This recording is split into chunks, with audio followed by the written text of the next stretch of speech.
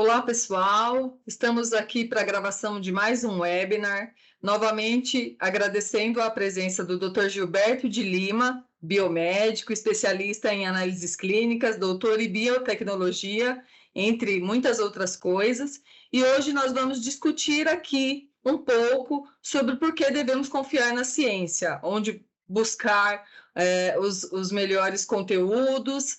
E o Dr. Gilberto vai esclarecer um pouco mais sobre isso para nós.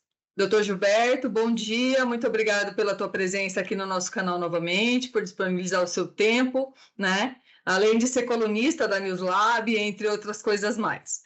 Que você está com a palavra agora e pode esclarecer um pouco mais se quiser, se apresentar mais. Tá ótimo. Bom dia a todos. Muito obrigado pelo convite, David e Luciene.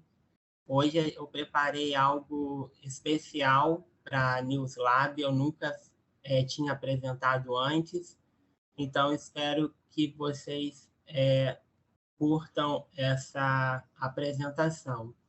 Então, hoje a gente vai falar sobre um tema que é muito importante atualmente, que é por que devemos confiar na ciência. Vocês já pararam para se fazerem essa pergunta?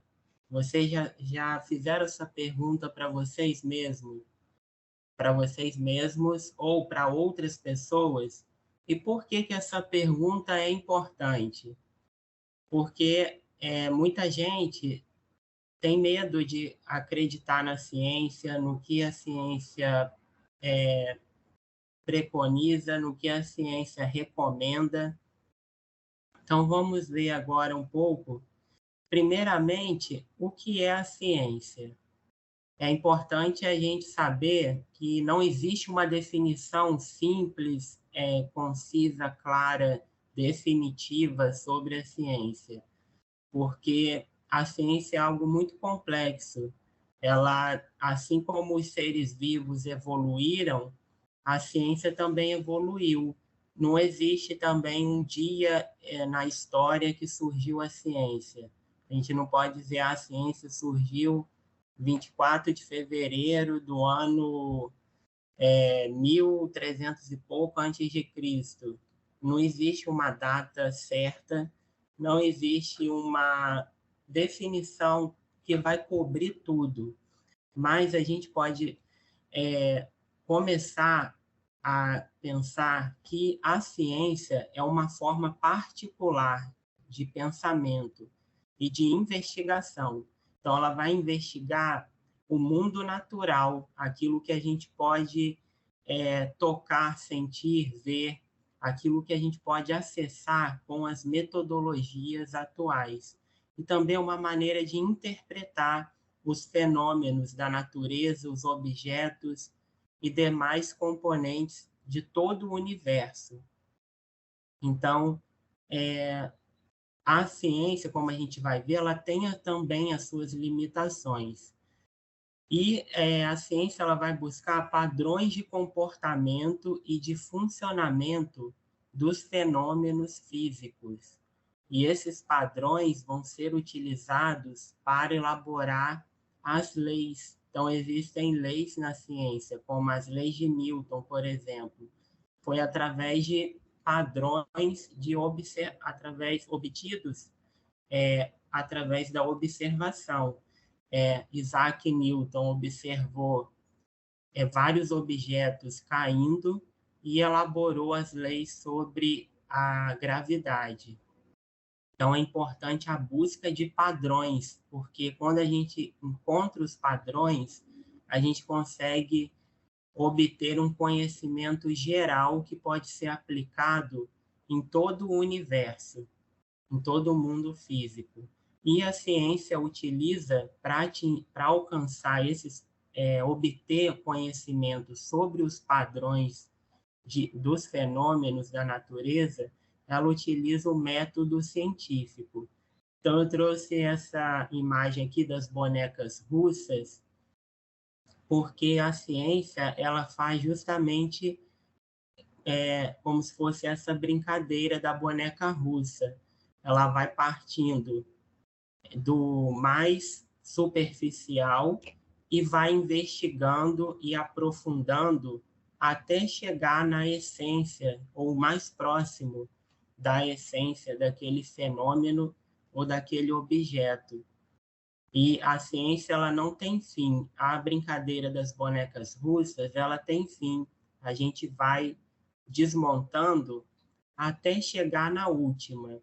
Mas a ciência não tem como terminar, porque ela nunca vai chegar no conhecimento total de um certo fenômeno e objeto. E aí eu gostaria de saber da Luciene ou do David também, o que vocês acham sobre essa questão que eu coloquei, o que é a ciência? Eu acho que é isso mesmo, né? Muito complexo.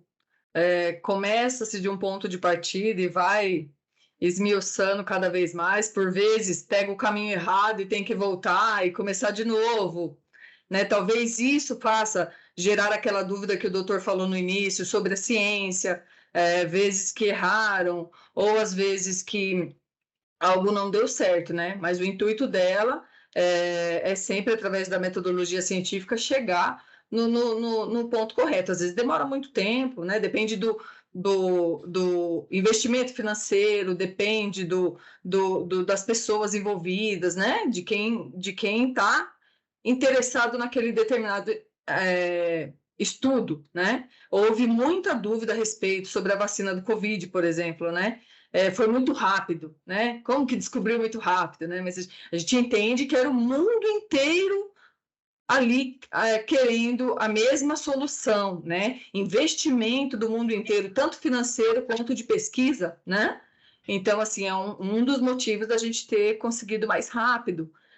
Mas é isso, eu gostei bastante da definição, adorei a comparação com as bonecas russas, eu não tinha pensado nisso ainda. E concordo plenamente. É isso aí, ótimo. Se o David também quiser complementar, fica à vontade. Por mim está ótimo, exatamente isso. O fato de não ser uma história linear é bastante interessante, né? Ciência erra, acerta, mas não podemos deixar de confiar nela como um elemento basilar de construção social, inclusive. A questão da vacina que a Luciane colocou é exatamente isso. Muito embora a gente sabe que podem haver resultados negativos, é essencial que todo mundo se vacine, confie nos médicos, nas orientações, porque, enfim, é importantíssimo. E é isso aí. E aí, seguindo esse raciocínio que vocês me ajudaram, a gente vai para o que é o método científico. O método científico é o método básico que a ciência utiliza para encontrar as leis da natureza. Então, e existem dois tipos de pensamento, o indutivo e o dedutivo. Qual é a diferença? A gente tem que a ciência, o método científico, ela utiliza o pensamento indutivo. Então, até publiquei aí na minha coluna da NewsLab, o primeiro texto foi a metodologia científica moderna, em que eu expliquei direitinho, depois vocês podem acessar. E o pensamento dedutivo, ele por exemplo, que ocorre na matemática. Ele parte de premissas universais para as premissas particulares. Então, por exemplo, a definição de um número par é aquele número que é um número natural divisível por 2. Então, o 2 é par, o 4, o 6.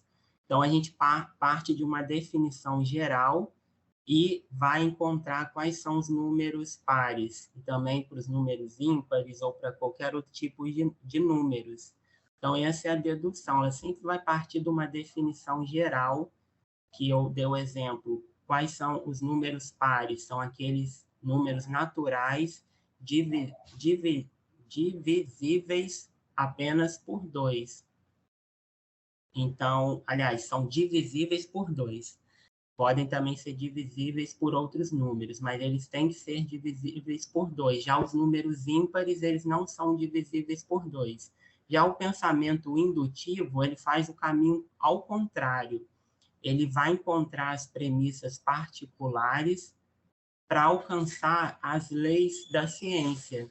Então, é o que faz o método científico, igual, por exemplo, a teoria da evolução através da seleção natural, que Charles Darwin começou a desenvolver. Então, ele partiu de premissas particulares. E quais foram essas premissas? Observando a natureza, os animais, as semelhanças e as diferenças entre várias espécies, e ele chegou a uma premissa universal, que é aquela que todos os seres vivos evoluíram durante milhares de anos.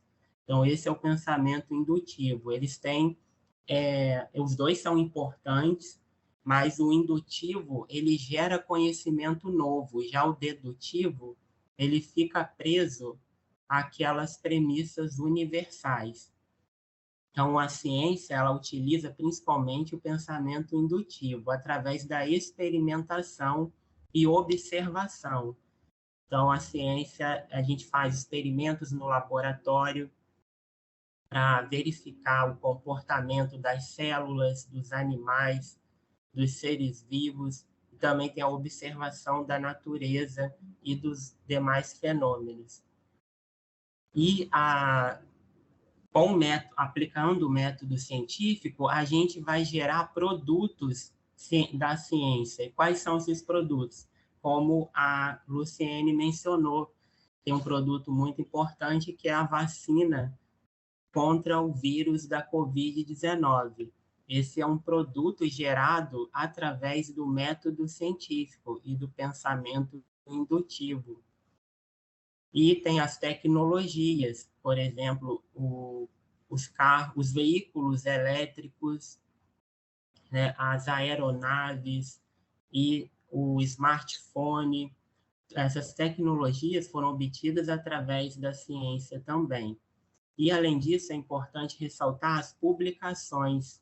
As publicações científicas, elas são muito importantes para informar tanto as pessoas que não são cientistas, como os próprios cientistas. E a gente vai até falar no final sobre a divulgação científica. Às vezes, uma publicação ela não traz em si uma solução, mas ela contribui, né? Às vezes é meio caminho andado para uma nova pesquisa que inicia, vai buscar na fonte o que já tem sobre aquilo e dá uma continuidade, né? Então, tudo que é produzido através de estudo, de ciência, é bom, né? É utilizar até os erros mesmo, né? Para quando você começar de novo, você já saber por onde não ir, né? Houveram milhares de erros antes de acertar na vacina, por exemplo, que acho que vai ser o nosso exemplo até o final. Mas já sabiam que não dava certo, né? Então, até para uma nova vacina contra algum vírus, já vai saber, não, essa não deu certo, então vamos já partir daqui, segundo a publicação tal, né? Então, tudo que é gerado é importante. Exatamente. E o conhecimento científico, ele vai se acumulando. Desde o início das pesquisas científicas, o conhecimento, as publicações vão se acumulando. Então, não precisa da gente voltar às questões mais básicas, porque as respostas já estão publicadas. E isso é bom para ganhar tempo, para avançar o conhecimento científico. Igual a vacina da Covid, os cientistas já sabiam os métodos para desenvolver as vacinas, porque já existem inúmeras vacinas no mundo. E isso adiantou muito o processo, já pegou o conhecimento que existia e aplicou através das publicações. E vamos lá, e o que é o método científico? Continuando com essa pergunta, resumidamente, bem basicamente, começa com a observação.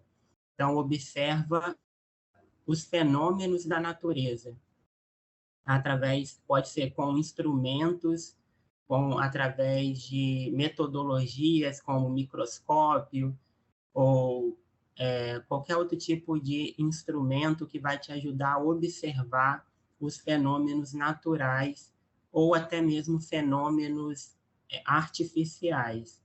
E a partir da observação, a gente vai criar perguntas sobre esses fenômenos. Por que ele funciona assim? Por que o resultado foi esse? Por que o resultado foi aquele? E a partir desses questionamentos, a gente vai elaborar uma hipótese. Então, na hipótese, eu vou dizer, eu acho, dizendo bem coloquialmente, seria como, eu acredito que a natureza, certo fenômeno da natureza se comporta assim por causa disso, disso, disso. Essa é a minha hipótese. Então, trazendo um exemplo mais concreto, a hipótese seria, eu acredito que a vacina da Covid desenvolvida gerou anticorpos, como demonstrado nos estudos. Então, a minha hipótese é que a vacina vai proteger a população e reduzir as taxas de infecções. E a partir da hipótese é feita a experimentação. Então, vai ser verificado, pode ser em laboratório, ou também tem os testes clínicos. Nesse exemplo que eu dei da hipótese, eles fizeram os testes clínicos para comprovar ou refutar a hipótese de que a vacina da Covid produzia anticorpos, a vacina estimulava o organismo do paciente a produzir anticorpos e que esses anticorpos protegiam das infecções. Então, foram feitos diversos testes clínicos de várias fases e também avaliar a segurança. Eram várias hipóteses e várias experimentações. E nas experimentações são utilizados métodos que outros pesquisadores e cientistas já utilizaram anteriormente e são métodos reconhecidos na comunidade científica. E a partir da aplicação desses métodos, a gente tem os resultados obtidos. Então, o exemplo da vacina, os resultados vão ter lá a taxa de produção de anticorpos, vão ver que o menor número de pessoas adquiriram a doença e o menor número de pessoas tiveram a forma grave da doença e foram raros os casos de pessoas que tiveram efeitos adversos graves. Então, esses são resultados dos experimentos. E aí tem a explicação. A gente vai utilizar os resultados, para explicar a nossa hipótese. Então, a gente vai utilizar para explicar a hipótese é verdadeira ou é falsa. A partir dos resultados, a gente vai dar uma explicação. E aí a gente vai chegar a novas perguntas. Como acho que foi a Luciene até mencionou, a publicação vai esgotar o assunto, vai explicar tudo. Então, vai gerar também novas perguntas e também nova hipótese. E aí o ciclo se fecha, porque a nova hipótese volta para cá, ó. Então, as perguntas da hipótese, aí volta o ciclo novamente. Então, eu considero a ciência um ciclo sem fim. Ele nunca vai ter fim, porque a própria ciência nunca vai conseguir explicar e gerar soluções para tudo no mundo. Então, vai estar sempre funcionando, é uma roda que vai estar sempre girando. E aqui eu até escrevi linguagem universal, porque o método científico ele é usado em todo o mundo, seja qualquer língua, qualquer país, qualquer cultura. Se vocês tiverem alguma coisa a acrescentar, fiquem à vontade. E a gente vai ver agora a próxima pergunta, como surgiu a ciência. Como eu falei, não tem uma data específica na história que a gente pode dizer aqui surgiu a ciência. Mas alguns consideram que a ciência primeiro teve a sua base com o início da filosofia na Grécia Antiga. Então, os primeiros filósofos foram aqueles que lançaram a primeira base para o desenvolvimento da ciência, porque eles passaram a questionar sobre como funcionava a natureza, evitando explicações baseadas na mitologia da Grécia Antiga. Porque antes da filosofia, tudo era explicado através da mitologia. E quando os filósofos passaram a questionar os fenômenos da natureza, eles foram vendo, tentando achar uma explicação, apesar de ser muito limitada, uma explicação que não envolvesse as mitologias da época. Mas a gente pode, alguns autores definem o pai da ciência moderna como Galileu Galilei. Já foi no século XVI. Então, muitos anos, a gente pode dizer milhares de anos depois do surgimento da filosofia na Grécia Antiga. Então, Galileu Galilei, ele, se eu não me engano, ele foi um italiano, mas ele era um europeu, e ele foi considerado o primeiro astrônomo. Foi o primeiro astrônomo que aplicou o método científico. Então, ele criou um telescópio e passou a observar o céu noturno, porque é através do céu noturno que a gente consegue observar as estrelas. Ele foi a primeira pessoa que fez essa observação da natureza de forma sistemática e utilizando um método bem definido. Então, é a primeira pessoa que se tem notícia. Então, por isso que ele é considerado o pai da ciência moderna. E ele também trouxe uma nova visão sobre o mundo, que antes tinha a visão do heliocentrismo, que era que a Terra era o centro do sistema solar, ou até mesmo do universo, e passou para, aliás, aqui é o contrário, é o geocentrismo.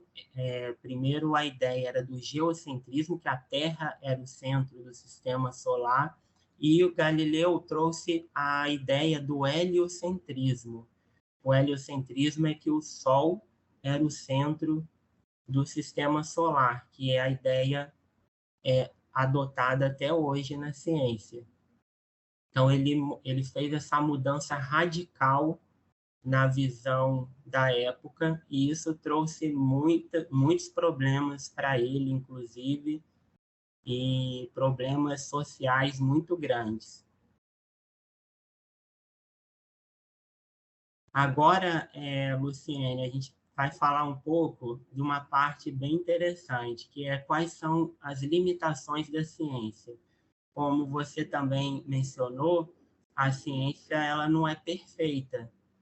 Ela não é perfeita porque a ciência ela é algo humano. E tudo, a gente sabe que tudo que é humano está sujeito a erros. Não existe até hoje nada humano que seja perfeito. E como a ciência é feita por pessoas e as pessoas são imperfeitas, a ciência ela também não é perfeita. O conhecimento científico ele não é verdade absoluta. O conhecimento científico ele tem um alto grau de confiabilidade, ele é muito importante, mas ele não é uma verdade inquestionável e absoluta. Na própria natureza da ciência, a gente tem que estar sempre fazendo perguntas, como eu mostrei lá no método científico. Quando a gente chega no final, a gente faz novas perguntas e novas hipóteses, e aí o ciclo volta. Por isso, porque o conhecimento gerado ele não é absoluto. E existem os vieses, que a gente deve evitar ao máximo. E o que são os vieses? Por exemplo, pode acontecer vieses na indústria farmacêutica, na pesquisa farmacêutica, no sentido de querer desenvolver um produto que vai gerar grandes lucros para alguma indústria farmacêutica, ou vieses no sentido que o cientista ele gosta mais de uma certa vertente, então ele gostaria que o resultado fosse mais para a vertente dele do que para outra vertente. Então é importante sempre ter essa autoconsciência o cientista tem que ter essa autoconsciência de tentar eliminar ao máximo qualquer tipo de vieses. E a ciência, ela é falível, como eu falei. Como ela é um fenômeno humano, ela está sujeita a erros, mas esses erros, eles são mínimos. No geral, de toda a história da ciência, desde Galileu até aos dias de hoje, a ciência, de todo o conhecimento gerado científico, ela errou muito pouco, tendo em vista todo o conhecimento científico. E a ciência, uma outra limitação, que ela está limitada a investigar a realidade física. Então, aquilo que os nossos sentidos podem alcançar. Por isso, a ciência ela não é capaz de investigar qualquer outra situação que não esteja na realidade física. Então, a ciência não tem como investigar, por exemplo, se existe vida após a morte, não tem como investigar se existe Deus ou não. Isso não está no escopo da ciência, ela não tem capacidade de investigar isso, porque não tem instrumentos para isso. E os métodos científicos não são capazes, não são apropriados para esse tipo de investigação. Então, a ciência está limitada ao nosso mundo físico. E existe também outros tipos de conhecimento que são legítimos e são importantes. A ciência não é a única fonte de verdade. Ela é uma fonte de verdade muito séria, muito importante, gera muito benefício para a humanidade, como eu vou mostrar mais para frente, mas existem outras fontes de conhecimento verdadeiros, que também ajudam no desenvolvimento da humanidade. Existe o conhecimento popular e tradicional, por exemplo, os indígenas que sabiam de certa árvore cuja a casca você fazia um chá e curava uma certa doença. Isso é um conhecimento popular e tradicional. E o conhecimento popular e tradicional ele vem desde antes da ciência. A filosofia ela também é uma fonte de conhecimento verdadeiro e ela não é ciência. É bem diferente. Apesar da filosofia, ela está na base do surgimento da ciência. E as religiões, elas também geram conhecimento e geram conhecimento importante para a humanidade, também é uma fonte de verdade. E a gente tem agora a grande pergunta: por que devemos confiar na ciência? Doutor Gilberto, deixa eu só te interromper, eu estava só esperando ver se ainda tinham mais itens, né? Fica E à eu também vontade. não sei se cabe lá, como também uma limitação da ciência, o investimento financeiro, né? Isso, ótimo. Infelizmente, a gente tem essa grande limitação no Brasil, acho que um pouco mais do que no mundo por aí. Às vezes, um grande estudo precisa parar porque não tem mais dinheiro. A gente escuta que as bolsas, né, das faculdades, grandes faculdades, cada vez diminuem mais o investimento nas pesquisas, e é triste também, né? Porque o Brasil tem grandes pessoas trabalhando lá fora, porque aqui ele se vê muito limitado, entre outras coisas. É verdade, eu me esqueci desse item, é um item muito em destaque, porque a ciência ela depende de investimento, é tudo muito caro. Os materiais para fazer as investigações científicas, os equipamentos, os insumos, tudo isso exige um grande investimento. Então, essa é uma limitação importante. da ciência. E vamos lá, por que devemos confiar na ciência? Primeiro, porque ela se baseia em fatos verificáveis. E esses fatos são verificáveis através das metodologias que eu falei, que são metodologias reconhecidas na comunidade científica internacional. Então, através das metodologias, a ciência consegue verificar, qualquer cientista do mundo vai conseguir verificar o que um certo cientista publicou. Por isso que existe o artigo científico, e lá a gente tem a seção de metodologias, que vai explicar tudo o que é necessário se outra pessoa quiser reproduzir aquele experimento e verificar se realmente é aquele resultado obtido que a gente vai obter. Então, por isso são fatos verificáveis, a gente pode verificar. E tem a reprodutibilidade.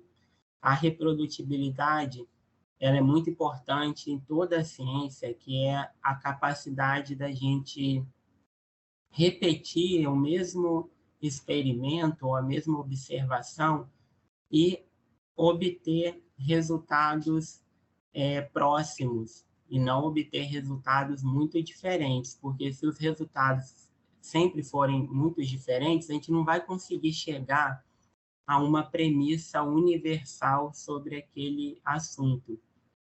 Então, a reprodutibilidade é importante, por isso que a gente utiliza métodos científicos reconhecidos, que são métodos que têm uma alta reprodutibilidade. E a imparcialidade é, como eu falei anteriormente, sobre o vieses. Então, a imparcialidade, ela vem para diminuir ao máximo os vieses na ciência.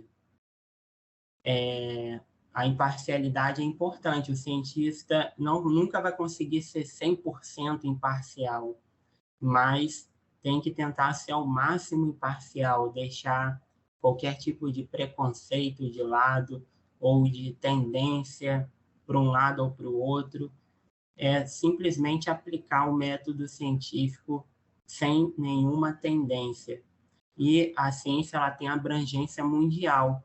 Como a gente falou da vacina da Covid, como foi uma situação de pandemia, os cientistas de todo o mundo, literalmente, passaram a pesquisar uma solução, no caso, uma vacina.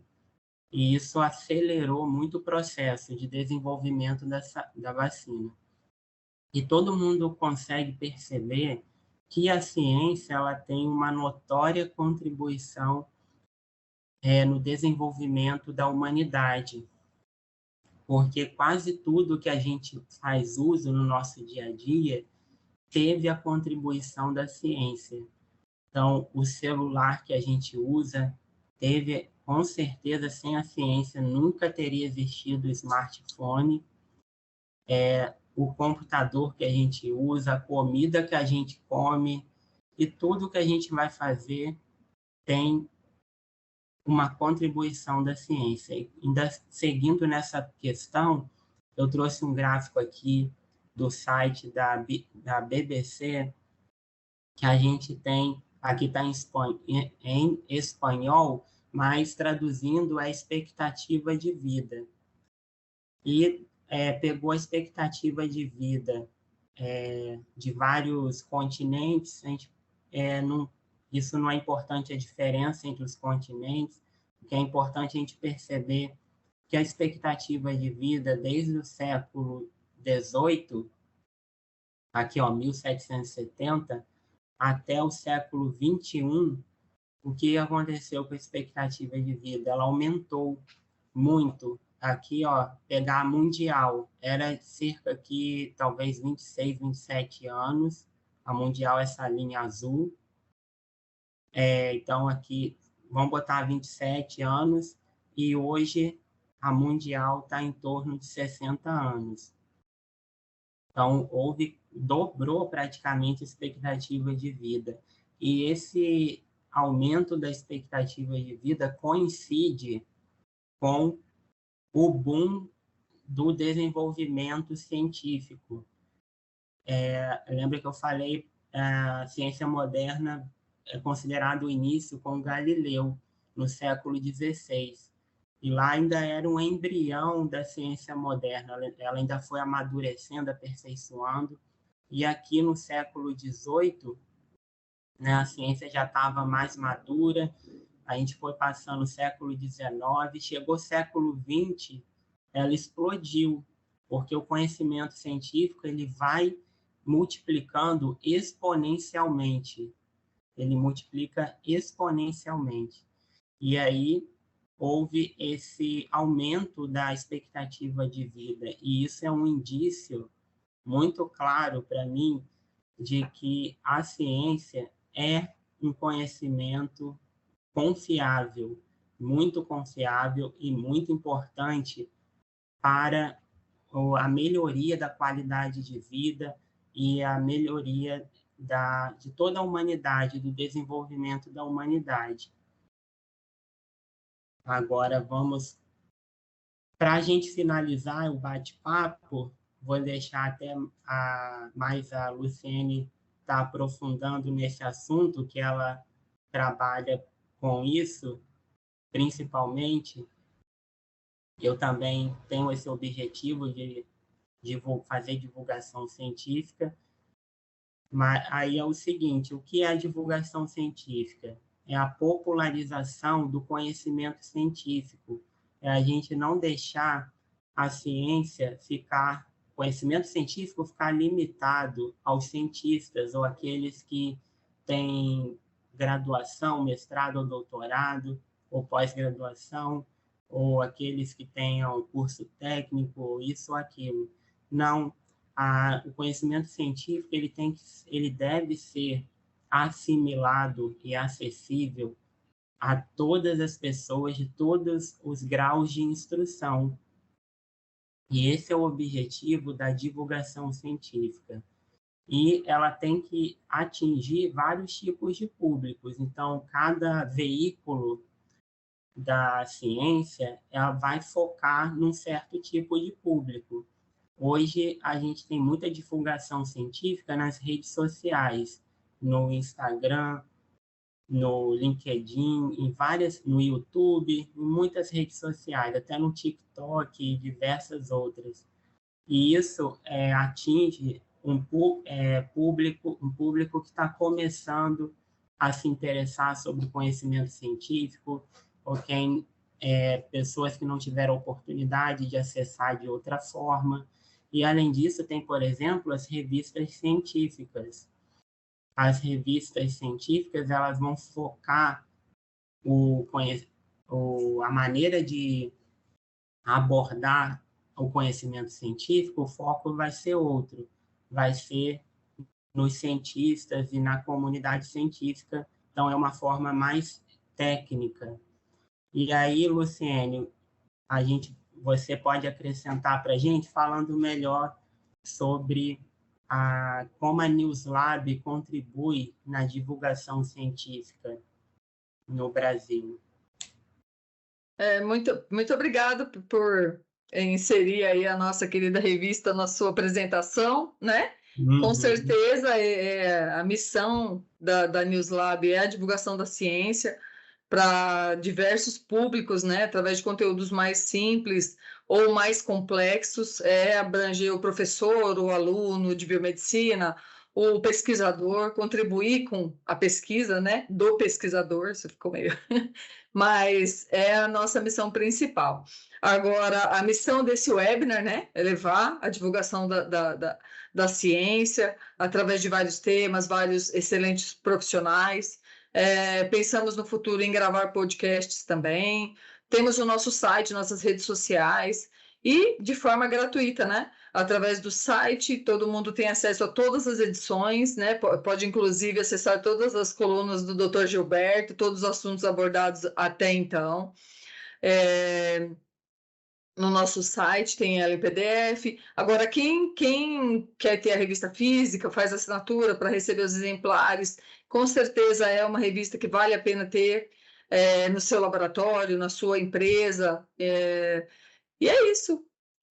Somos uma revista de divulgação que está há 30 anos no mercado, né?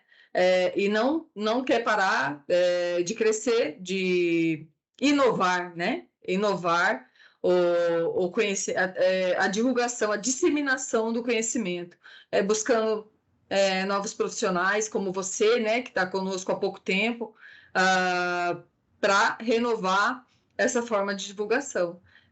E é isso. Agora me diga você, como colunista e leitor da revista Newslab, você já nos seguia antes de receber o convite, né? Uhum. Já nos acompanhava, novo conosco como colunista e palestrante, mas acredito que já acompanhava o nosso trabalho.